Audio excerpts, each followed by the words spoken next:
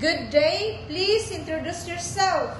Hi ma'am, good morning. I am Stephanie Padin and 34 years old. I am single mom and I have one kid and I am a college graduate of Bachelor in Science in Forestry.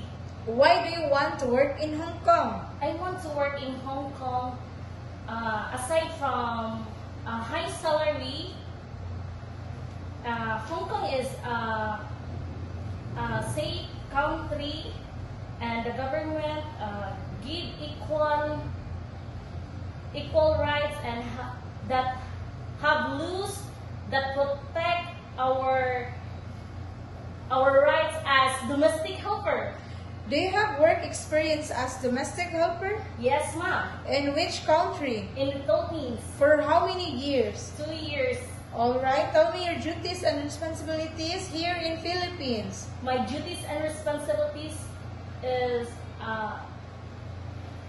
care a baby, cleaning the house, and cooking and washing. Alright, what are your skills? My skills is chauffeuring, What else? cooking, washing.